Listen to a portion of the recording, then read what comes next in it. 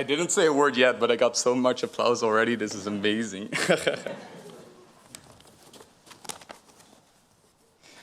I feel honored to stand here today as the valedictorian of PPE class 2021. I could have never imagined that applying 3 years ago for this wonderful program as a high school student with an acne-covered face, that I would stand here on this stage today. I would like to thank everyone that has voted for me and has given me this opportunity. But I would also like to refer to the other two candidates, Floris Roosema and Marlene Trustel. They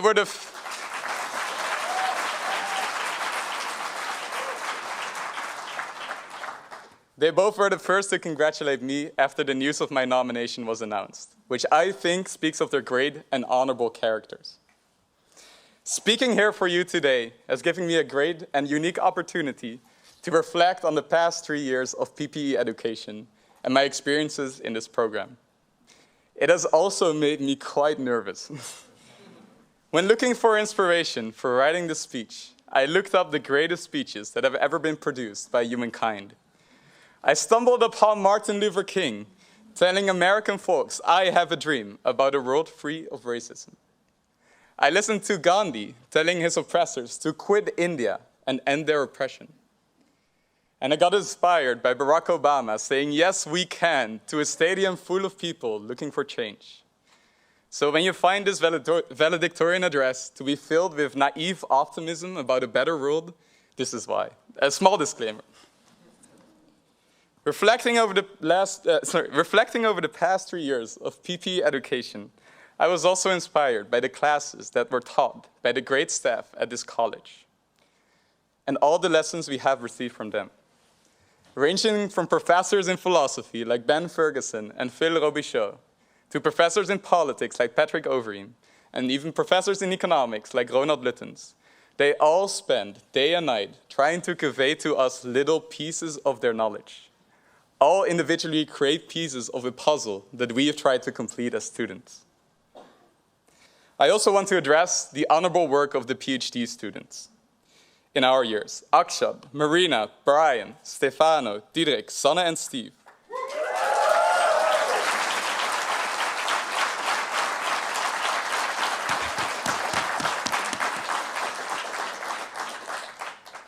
They all worked so hard to help us make sense of the bulk of information we had received during our lectures. And of course, I would like to thank the supportive staff of this college, the dean, the academic advisors, and all the student mentors. My greatest gratitude for my education goes out to all of you.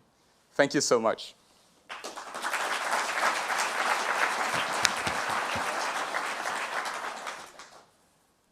After 3 years of following 3 disciplines of academic wisdom, you can safely conclude that we have learned a lot. From basic logic to intersectionality to log egalitarianism, from the basic principles of microeconomics to the development of thought in macroeconomics. We learned how to reflect upon the principal agent problem in contemporary issues. We delved into the moral responsibility of individuals in collective action problems. We analyzed the writings of Kant and his categorical imperative, and also discussed how utilitarianism would give us different conclusions. We learned how to reflect on different political systems, parliamentary, presidential systems, and learned how both of these get us different outcomes, but also how this influences our thinking about politics in general. Over the last 3 years, we've been able to enjoy the privilege of studying the greatest thoughts that have ever been produced by humankind. With 58 students graduating here and today, we collectively spend over 10,440 hours studying all these great materials. And undoubtedly, also a good part of that time was spent crying in the library. But apart from academic knowledge, it's impressive how many practical skills everyone acquired in PPE as well. You organized many amazing events and set up many new organizations, such as PPE in Person, PPE Encounters, and of course, our wonderful study association, Calliope. It's not only academic knowledge that defines you and forms you as a student, but even more important are these practical skills. These skills you can add them to your arsenal and will be an incredibly valuable asset to your future endeavors. During our 3 years in PPE, we were also painfully made aware of all the problems that this world is facing. And if you reflect on the lifespan of our generation, you can see that we experienced many of these problems firsthand. We grew up with many crises. We grew up with a terrorist crisis after 9/11. We became old during the economic and financial crisis starting in 2008. And we were just on the brink of getting out of a public health crisis. All these events had a great impact on all of our lives. And adding to that, other problems, such as systematic racism, a global housing crisis, and growing poverty and inequality.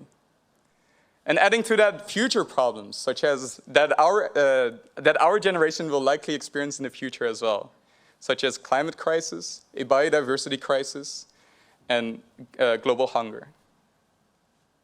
And parents, I don't want to say that you didn't have it tough growing up. I mean, you lived through all the geopolitical struggles produced by the Cold War.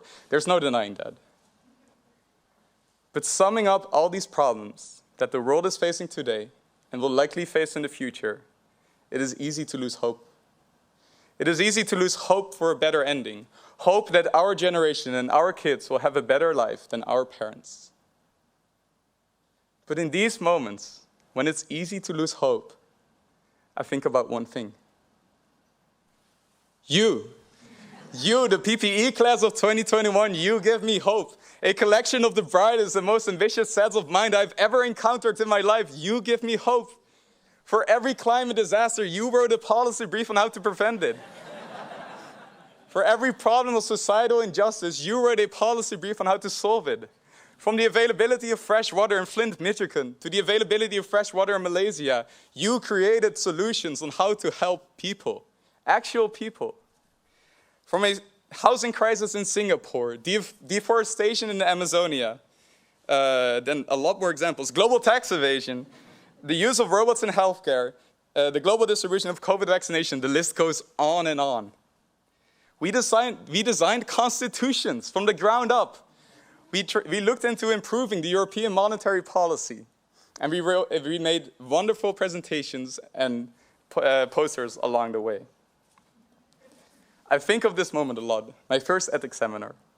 Whenever Akshat asked us a provoking question, an army of hands pierced to the sky, belonging to people eager to answer his questions. All of us eager to learn. All of us eager to explore the world, and all of us eager to discuss our differences. We have learned to look at problems from 3 different perspectives, and how to use this to find better working solutions. Solutions that can work for all of us. And working together 3 years with all of you has shown me what you're capable of, and what you can mean for this world in the future. With all the problem analysis and solutions that we produced during the last 3 years, we could save the world. And I know that the terms leaders of the future sounds super cringy and puts a lot of pressure on us. But I still believe that there's some truth in it. I mean, take a step back. Look at all the work, papers, presentations that you all made in the last 3 years. Isn't it amazing what we are capable of? We all are on a path to do great things in life, to improve ourselves, and to make this world a better place in our own unique way. And it all started on the 4th floor of this building. Us nervously seeing Aksha drop his wallet on the floor to prove a point in ethics. Us laughing about Marina's examples related to scrambled eggs. Us asking Brian countless questions on statistics. Us studying here in the study area till the university building closed. Us organizing many amazing events with the most interesting guest speakers. Us following classes online on Zoom during the pandemic. Us graduating here, this wonderful bachelor program here and today. So when you walk out of that door tonight, I want you to remember 2 things from this valedictorian address. Number 1, don't lose hope in this world. I know it's very easy to lose hope.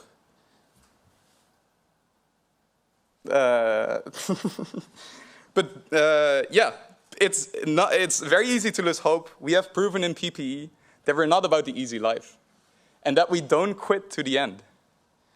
We have proven that we can come up with creative solutions and that actually help people. And we have shown that we are willing and can work hard to make this world a better place for everyone. And number two, when you walk out of the door tonight, don't forget this. Remember all the lessons that we have received in PPE over the past 3 years. And when you're old and making tons of money, undoubtedly, remember these lessons. Remember the long discussions we have had on, for example, the ethical, political, and economic consequences of inequality.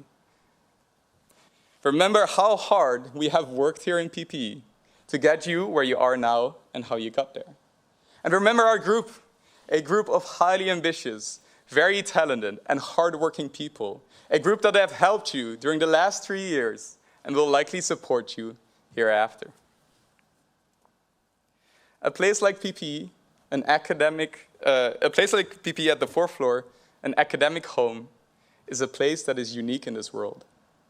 And therefore, it is a place that we should foster. A place where we were able to study the collective wisdom of humanity, but also a place where we were able to contribute to that wisdom, through our own research and through our own unique perspectives on this world.